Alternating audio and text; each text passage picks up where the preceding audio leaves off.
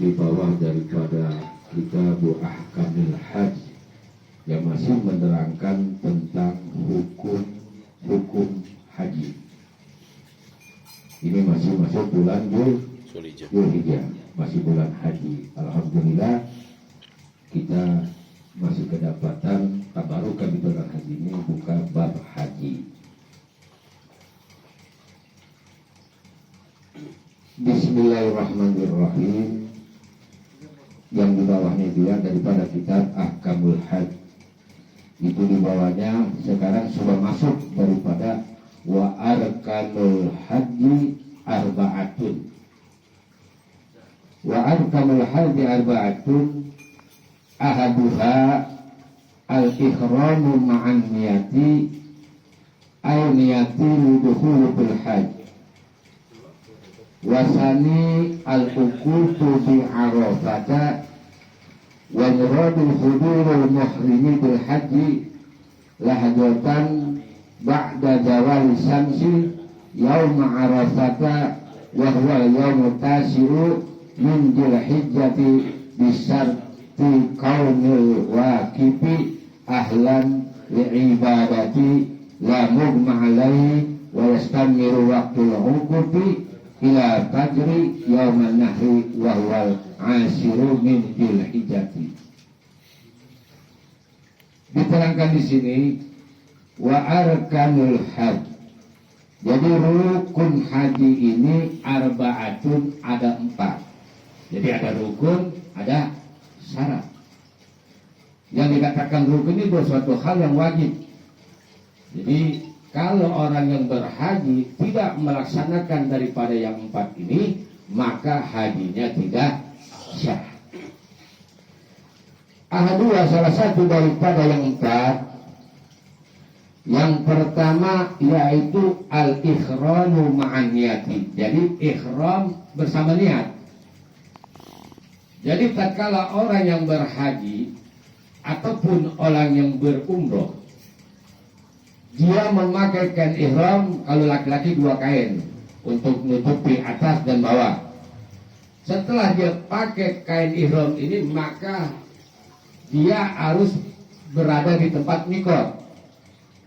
Mikot adalah namanya suatu tempat di mana orang yang berhaji atau berumroh ditentukan harus niat hajinya di tempat itu. Kalau orang yang berhaji itu biasanya, kalau yang kloter pertama dia akan dibawa ke Madinah dulu, maka ngambil mikotnya biasanya dari kota Madinah ingin menuju Mekah, ngambilnya di Bir Ali. Ya, di Bir Ali. Tempat mikot itu ada 5. Yang pertama yaitu Jubah. Jubah ini biasanya orang-orang Syria yang tetangga-tetangga daripada Arab Saudi ya. Pertama Jubah, kedua Bir Ali. Nah, Bir Ali ini biasanya jemaah haji Indonesia. Karena kalau yang kloter pertama dia akan berada di Madinah dulu untuk mengerjakan arba'in. Apa itu arba'in? Arba'in itu selama 9 hari dia sholat 5 waktu sampai 40 waktu. Namanya arba'in. Itu biasanya di Bir Ali. Dan kalau mereka selesai daripada mengerjakan arba'in, mereka akan dibawa ke kota Mekah. Menuju sebelum masuk ke kota Mekah, mereka akan disinggahkan di satu tempat namanya Bir Ali. Mereka akan ngambil mikot di Bir Ali. Kalau mereka sudah pakai kain ihram, sudah ngambil mikot, maka jatuhlah larangan-larangan yang bisa membatalkan ihram dia. Artinya dia nggak boleh gunting kuku, garuk-garuk sampai luka, rambutnya rontok, nyabut pohonan. Tatkala sudah niat, ya niat untuk berhaji ataupun niat untuk berumroh, ya niatnya haji. Nawaitul haja wa akhramtu bihi lillahi ta'ala labbaika Allahumma hajjah. Ya. Artinya aku niat haji dan berihram karena Allah Ta'ala. Aku penuhi panggilanmu ya Allah untuk berhaji. Itu kalau niat haji. Kalau dia niat umrah, setelah habis haji nanti ada orang yang Indonesia setelah habis bulan Juni ini banyak udah umroh dibuka. Misalnya pergi nanti di sana, dia sudah pakai pakaian ihram, maka dia niatnya nanti beralih nawaitul umrata wa ahramtu bihi lillahi ta'ala. Labaika Allahumma umratan. Aku niat umrah dan berihram karena Allah Ta'ala. Aku penuhi panggilan ya Allah untuk umrah. Nah, terkala dia sudah niat baca itu nggak boleh. Larangan-larangan artinya pakai laki-laki itu pakai sempak dan dalam itu nggak boleh. Jadi sebelum dia niat itu harus dilepas sempak, lepas dulu, ya nggak boleh pakai wangi-wangian. Sebelum pakai kain ihram boleh mandi disunahkan, pakai wangi-wangian sebelum pakai kain ihram. Tapi terkala dia sudah pakai kain ihram itu nggak boleh kena wangi-wangian. Artinya cuci tangan pakai sabun itu akan terkena dam. Ya, makanya harus tahu umrah bukannya sembarangan. Kita pakai kain ihram aja. Ada larangan. Larangan ini sama dengan berhaji. Terkala dia sudah pakai kain ihram, udah niat, itu pun nggak boleh kita punya syahwat. Misalnya duduk dengan istri kita di bus, pegang-pegang tangan, tidur syahwat, ya. Atau ntar kita di hotel bersama kita bercampur, itu bisa terkena dam. Dam apa dam? Denda potong kambing 1, ya. Itu biasanya. Kenapa kalau orang yang berhaji setelah sampai dia di Madinah dan dia pengen dibawa ke Mekah, dia langsung pakai kain ihram. Itu kalau pertama. Tadi tempat-tempat mikot itu yang dikatakan mikot adalah batas. Jadi ada yang namanya mikot jamani, ada namanya mikot makani. Kalau mikot jamani itu sudah boleh orang berniat haji di waktu awal bulan Syawal. Syawal itu udah niat berangkat, tujuannya ingin berhaji. Karena masa zaman adalah satu waktunya. Kalau mikot makani, dikatakan mikot makani ini adalah batas. Biasanya kalau umroh itu tidak ada batasannya. Kenapa? Sekarang lihat yang berumroh bisa kan?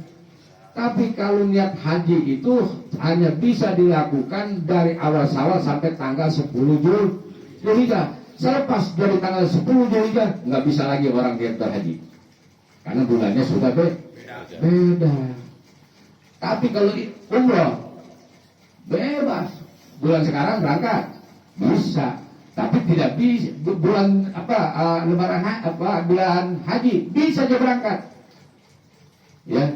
Kenapa orang yang berhaji pasti akan berumroh. Tapi orang yang berumroh tidak bisa melakukan haji. Ya. Jadi jangan dibilang orang berumroh berhaji, tidak. Karena haji itu hanya bisa dilakukan di bulan Zulhijjah. Kalau orang yang berhaji pasti akan melakukan umroh. Kenapa? Karena mereka terkala sampai di kota Mekah. Kalau pertama itu yang harus mereka lakukan adalah umroh dulu. Namanya tawaf wudhu, tawaf kedatangan. Mereka ihram, mereka tawaf, mereka sa'i, mereka tahallul. Itu yang dilakukan selama menunggu sampai tanggal 8 nanti. Sebelum tanggal 8 dari awal itu bulan Syawal sudah sampai. Ya pekerjaannya begitu. Nah, ambil mikot misalnya di daerah-daerah Mekah itu di Jahrona ataupun di Tan'im, itu pekerjaannya seperti itu. Ya. Jadi jangan bilang orang berhaji tidak berumroh. Orang yang berhaji pasti akan melakukan umroh dulu yang dilakukan. Sebab orang yang masuk ke kota Mekah wajib tawaf wudhu. Maka jangan bilang, bulan umroh jangan haji. Salah. Justru orang yang berangkat haji aja yang pertama dia kerjakan adalah umroh dulu. Ya, jangan salah kita menafsirkan. Kan bahasa kampung lah kadang-kadang. Saya belum daftar haji udah pergi umroh.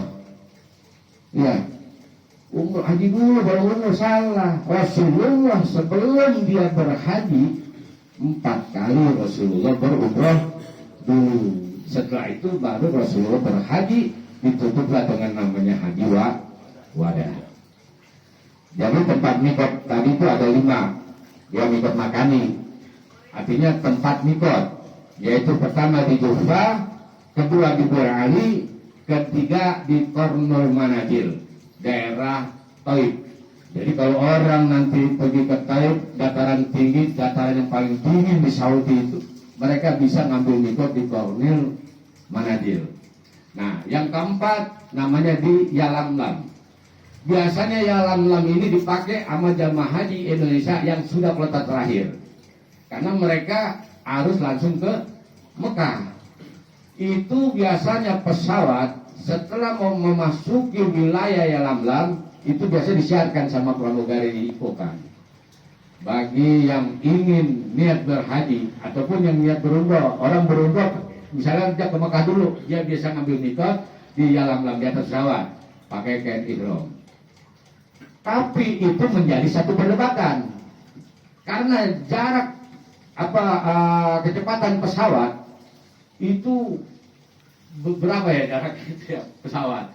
Jadi pas sudah masuk batas dibilang niat, set pesawat langsung jalan. Pakai kain ihram udah rapi, belum niat, atau udah ngelewatin Yalamlam.